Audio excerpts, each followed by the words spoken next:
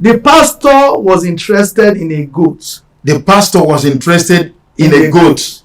And some youths in the village were also interested in eating that goat. It belonged to an elderly widow, and it was a big goat. You know what they did?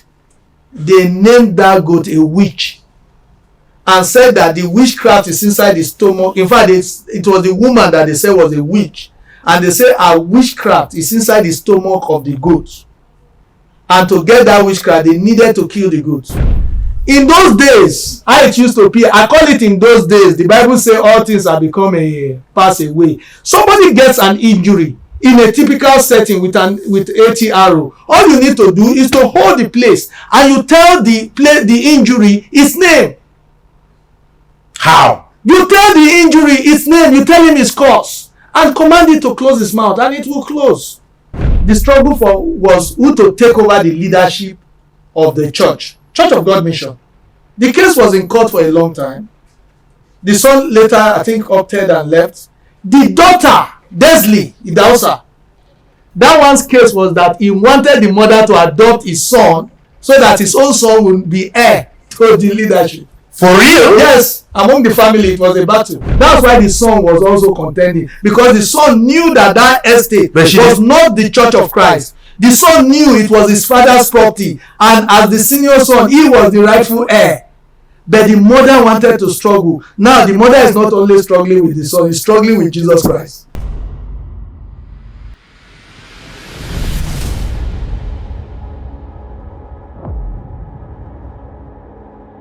Because Eutychus fell down and died, and he was brought back to life.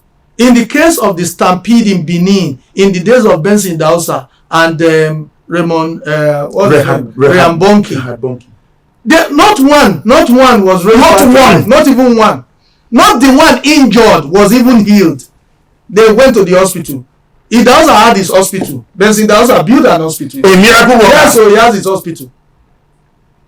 For a fact? Yeah, the hospital is still there. He built an hospital and a university. I give it to him. He developed my city. That was where they were treated. However, the thing that bothers me is the way they use their falsehood to cajole the mind of the people and create fear in them. Do you know what was said to exonerate themselves during that time? They claimed that the witches and wizards in Benin were stronger. How can they be stronger than the man of God? Witches and I ask myself, is it not the same God of Paul who raised Eutychus? We don't know witches and wizards. That is an issue. So that's to say clearly that they were cajoling the people, and they were looking, and God wanted to leak that secret. But the people cannot see.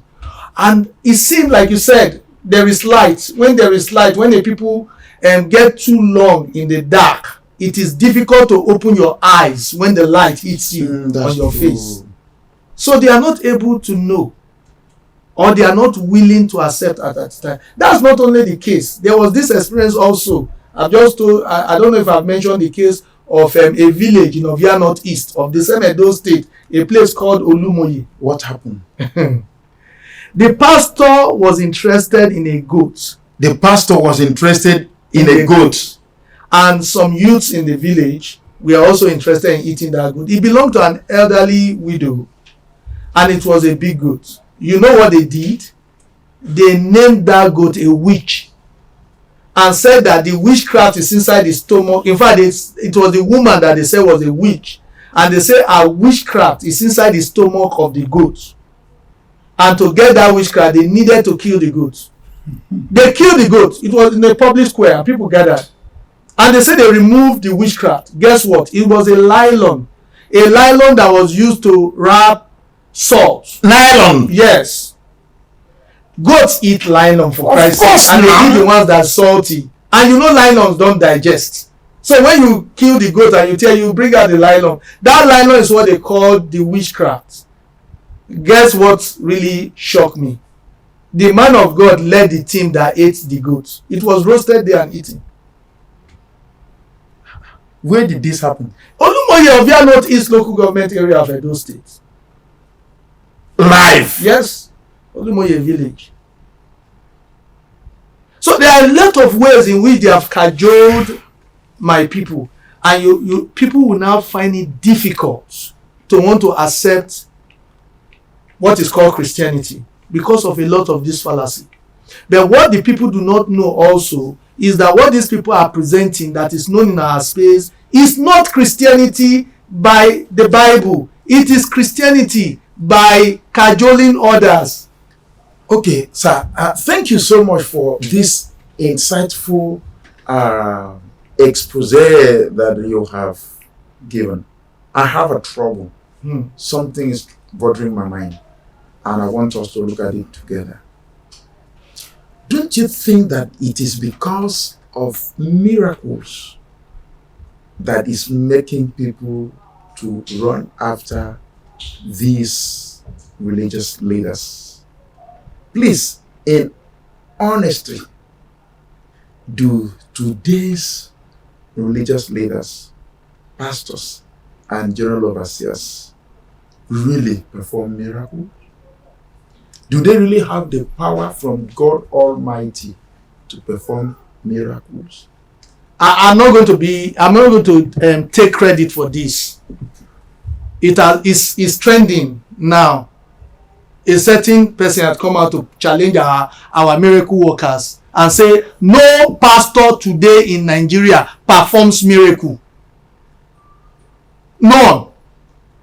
And if there's any, they should come and prove it. Nobody had come out yet.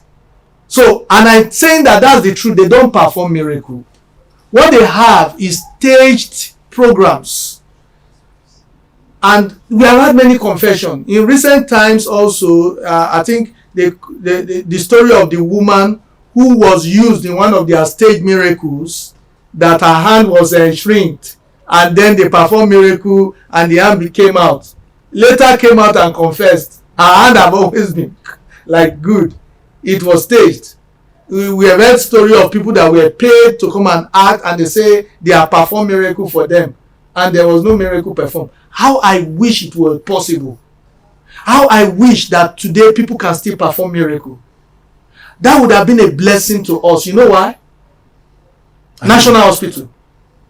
The number of beds that are taken in our national hospital that the doctors do not have space, the capacity of sick people cannot carry any longer would have been reduced. I'm not saying totally solved. And I'm challenging our so-called men of God. I'm challenging the Nigerian and the CAN, Christian Association of Nigeria.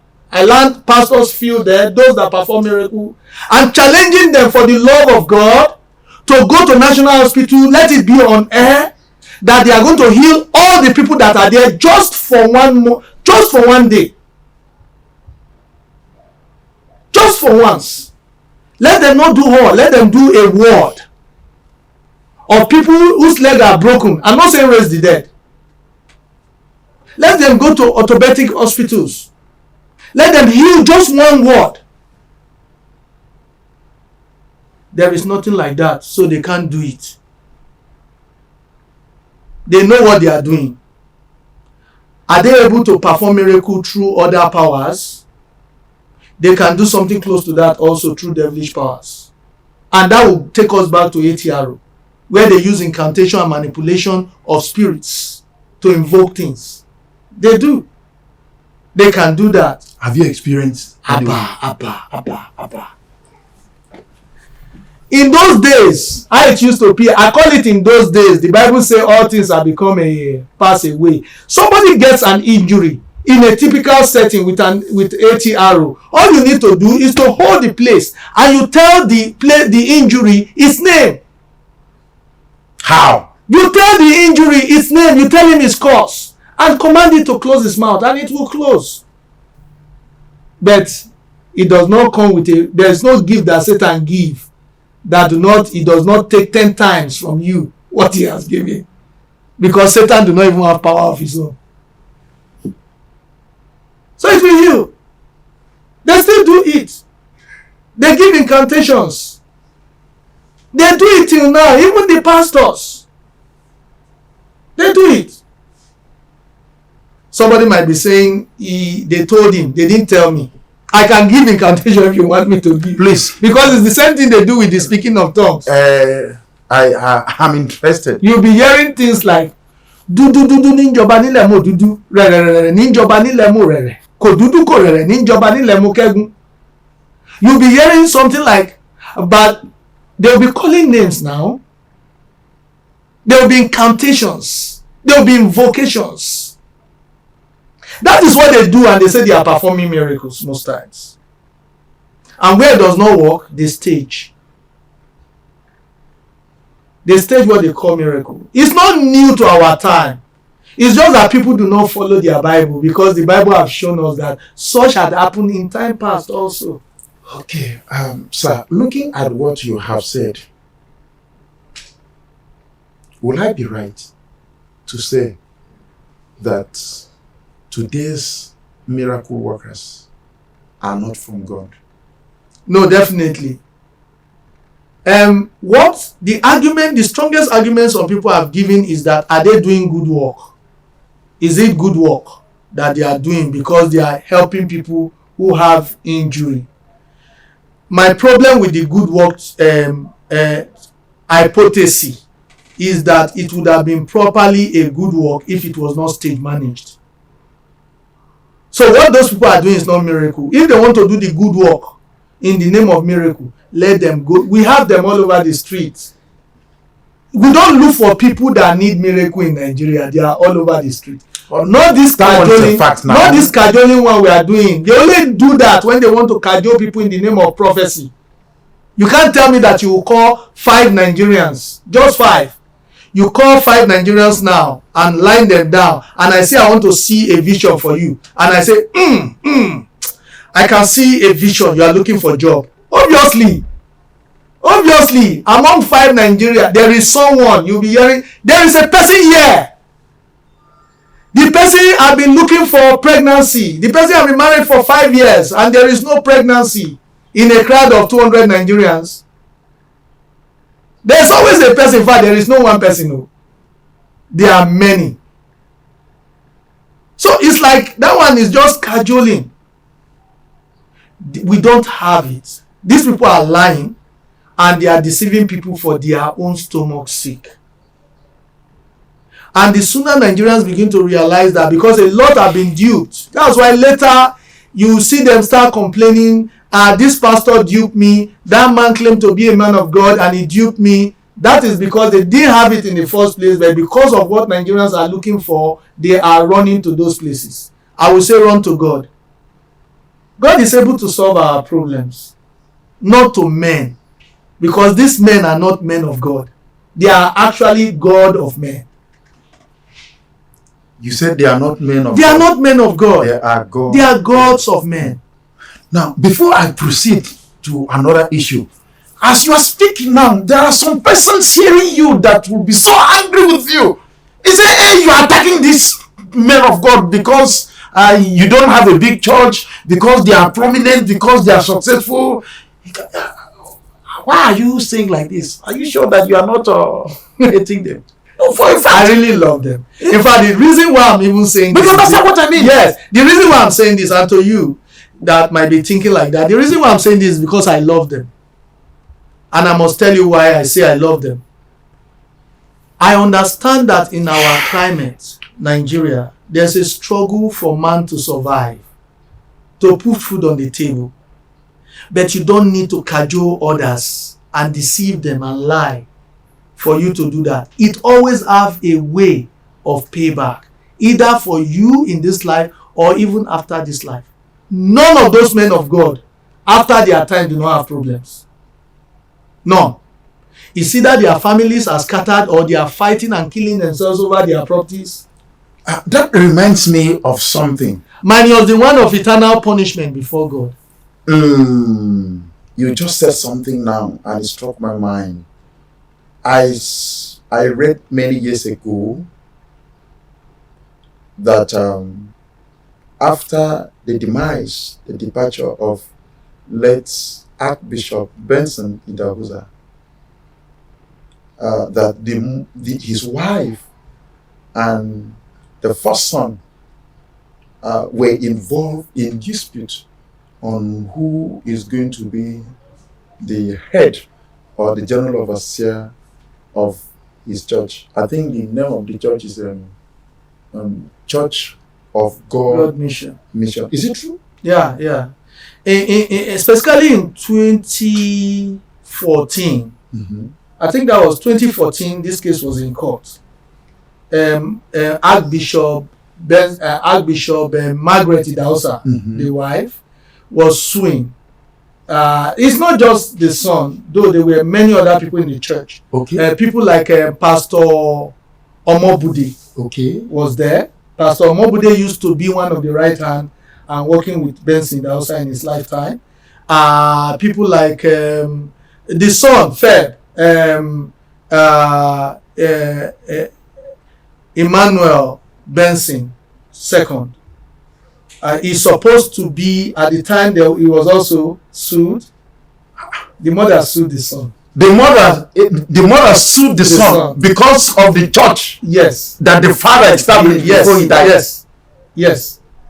The son was sued because there was the struggle for who to take over. The struggle was who to take over the leadership of the Church of God Mission. The case was in court for a long time. The son later, I think, opted and left. The daughter, Desley Idahosa, that one's case was that he wanted the mother to adopt his son so that his own son would be heir to the leadership. For real? Yes. Among the family, it was a battle. I'm talking about family members. I'm not even talking about the other staffs, other people who were part of the organization that were expecting that after Oga, I will succeed. Meaning, apart from the tussle that took place in the family, there were also, others. That was what led people like Pastor Omobude to go out and start his own. What is the name of his own church? Assemblies, Assemblies Church. I can't get the full correction. He was a pastor. Yes, in Benin. He was a pastor in Church of God Mission. Yes, under Benson Idahosa, Pastor Omobude. Okay, so now let me ask you this question. And many others. Let me ask you this question. With all that transpired, which was very clear, very visible for everyone to see, will you tell me that the Church of God Mission that was founded, overseen, and owned by late Archbishop Benson Idahosa was the Church of Christ? Or is the Church of Christ? It can't be. It's a church that was owned by Benson Idahosa.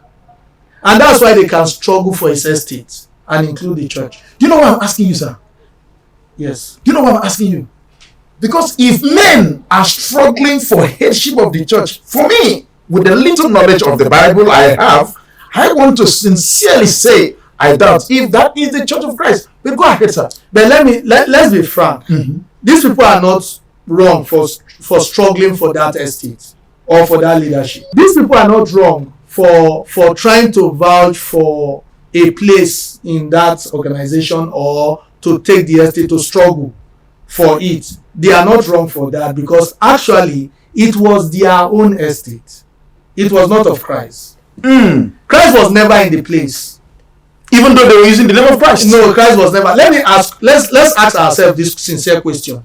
The Christ that we read of in the Bible, the Jesus we read on the Bible, who walked among the poor, they were finding difficult to arrest because they could not differentiate between him and his disciples. If he were to be in any of these churches today, will he prefer to sit on the altar with the men of God, or he will sit in the pew with the followers? Because the Jesus we know in his humility would have sat with the pew, and his dressing will not be different. His seat will not be different. But this is an organization where the seat is executive. In fact, when you enter there, you will know the difference between the clergy and the laity. You will know the difference. It's very clear. It's as clear as sun and day. The man of God is in charge and his executive is there. Whereas the people that are contributing the money for the executive are sitting on patako on the floor. That was not the case with the church in the Bible that Christ started.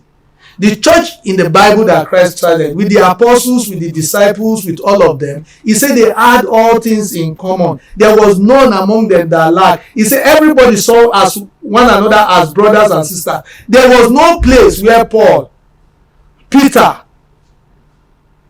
call it any of the apostles, begin to exalt themselves above the congregation, above the church. Hello, sir. I'm shocked to hear that not only did the tussle happen within the family circle, it also happened among. That is a known thing. It's a known thing. I'm just being honest. Yes. I'm just being very honest here. The tussle I knew continued. only within the family The circle. tussle took a long time. Even with those that we are expecting to take a position. The church was so divided that some at a time stood with different wings. I heard that the son broke out and started his own, while the mother continued. The son eventually came back. Okay. He had group that supported him anyway. Okay. He had group that supported him. People often mistake him for another Idausa. There's another Idausa of Illumina Assembly. That's not the Idausa. That Illumina Assembly Idausa is bearing the name, but not of the Idausa, Benson Idausa family.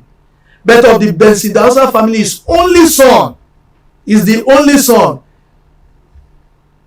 that had the issue with the mother. And why not the only? Why won't he have? Another thing is that at the end of the day, because it's an issue of personal business, then human tradition will come to play. The Edo tradition for division of property is that wife don't inherit their husband's property. It is the senior son's right. So the heir to the estate Yes, fought for his right. Yes, and the mother dragged with him. Even though some places are saying maybe it's his stepson. I don't know about that. Okay, but let me ask you this. Today, who is the head? Who is the general overseer of the Church of God mission? They have a splitted authority right now because the son is the CEO and director of almost all of the partner conglomerate of Benson of the Church of God mission. Wonderful. Church of God mission is a real established business. Wonderful. The school is linked with the mission. The hospital is linked with the mission, and the son is in charge of all of those. Margaret Idausa is just the head of the church. She's the head of the church. Come on. Archbishop Margaret Idausa. Archbishop Margaret. The only archbishop other than him that I know is found in the Bible is Jesus Christ. No, don't go there yet. Don't go there yet. Don't go there yet. Are you saying that it is? Hi, Jesus. Hello, sir. Yes. Are you saying that it is a woman? With due respect to the women fold, I'm asking this question. I am not in any way looking down or degrading the women fold, but I'm asking, are you saying that it is Archbishop Margaret Idausa that is the head of the church, the Church of God mission? Archbishop Margaret Idausa is the head of the Church of God mission. According to the Bible, who supposed to be the head of the church? Colossians chapter 1 verse 18. I will read. Colossians Chapter 1 verse 18. chapter 1 verse 18. Beloved viewer, Colossians chapter 1 verse 18, the Bible says, and he, Jesus Christ. oh, the he there refers to Jesus Christ. Yes. Okay. And he is the head of the body, the church, who is the beginning, the firstborn from the dead, that in all things he may have the preeminence. Now, there is something very striking in that passage. what qualifies Jesus to be the head of the church is not just because he is Jesus Christ. It is more because he is the firstborn from those who resurrects. The firstborn right. And I think Archbishop Benson Dausa, if she's listening or someone can tag her, would quickly understand this. We have it in our tradition. That's why the son was also contending, because the son knew that estate was not the Church of Christ. The son knew it was his father's property, and as the senior son, he was the rightful heir. But the mother wanted to struggle. Now the mother is not only struggling with the son, he's struggling with Jesus Christ. So now with what we have read in the Bible and with what is on ground, I am thinking that there is a difference between the Church of Christ, where Christ is the head, and the Church of God mission. Of course, very true. Because in the Church of Christ, it is not only that Jesus is the head. In the Church of Christ, Jesus that is the head taught that women should not teach or usurp authority over men in the church. Yes. That would be 1 Timothy. Let's read that scripture. 1 Timothy? 1 Timothy chapter 2. Chapter 2, read from verse 8. 1 Timothy? Chapter 2, read from verse 8. Chapter 2, verses 8, reading down. Now let's listen to it carefully read. Then we'll think in our head if what is happening with Margaret Dausa being head in that church, if it shows a resemblance of what the Church of Christ is. 1 Timothy chapter 2, verses 8. I desire therefore that the men pray everywhere, lifting up holy hands, without wrath and doubting. In like manner also, that the women adorn themselves in modest apparel, with propriety and moderation, not with braided hair, or gold, or pearls, or costly clothing, but which is proper for women, professing godliness with good works. Let a woman learn in silence with all submission.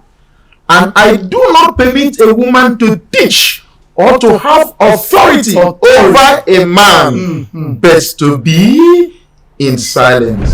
1 Timothy chapter 2, verses 8 to 12. So clearly, if it's the Church of Christ, as seen in the Bible, just myself, then Benson Dausa would not be the head of the church. No. Archbishop Margaret Benson. Wait! Benson Dausa himself, the husband, will not even be the head of the church. Not to even talk about the wife, because the head of the church had been established is Jesus Christ.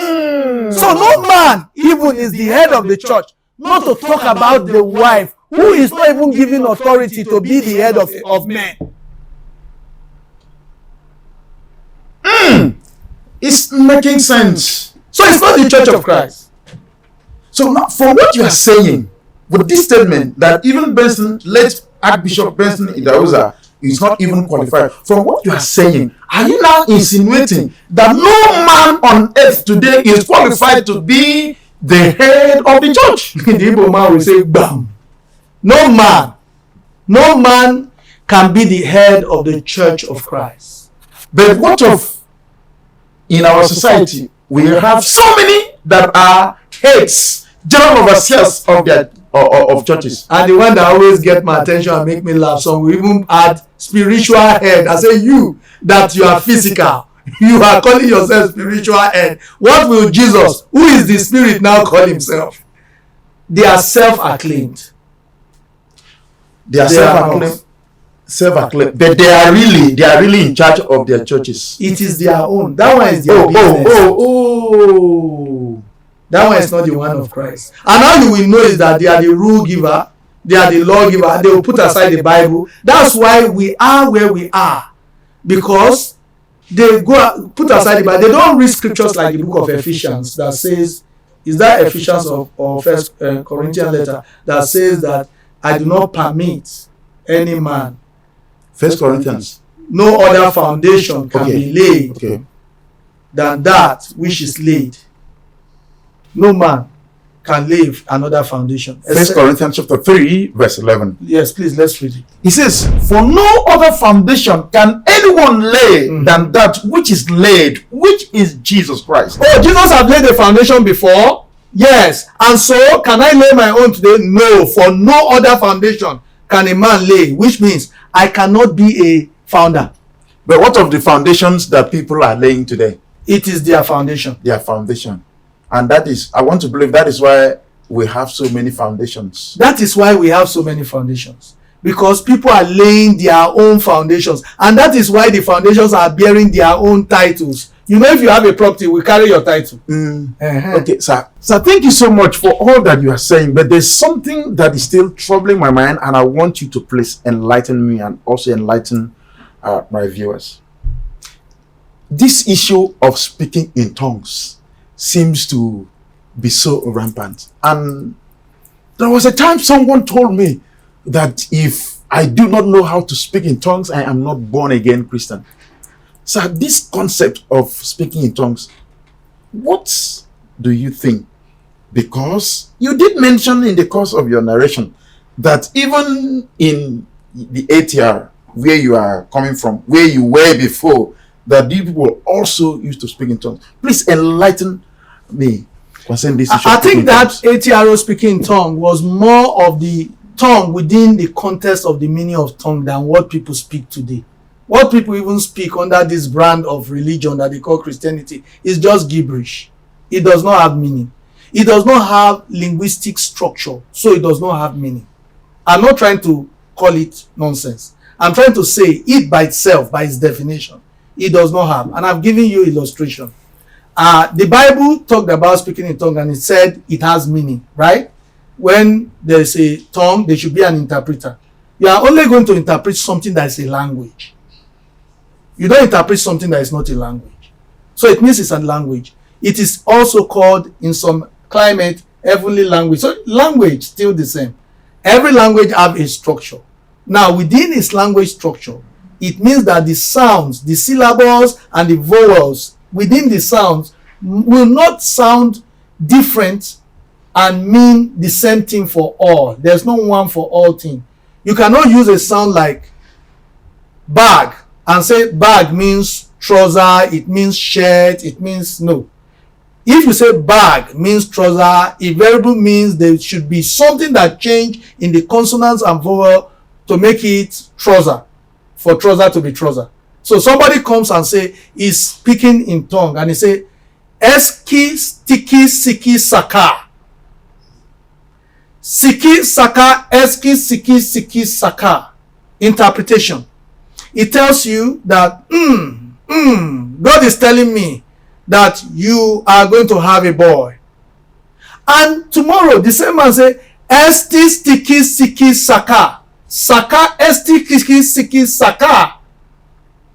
And he say it means that don't travel tomorrow, you might have accident.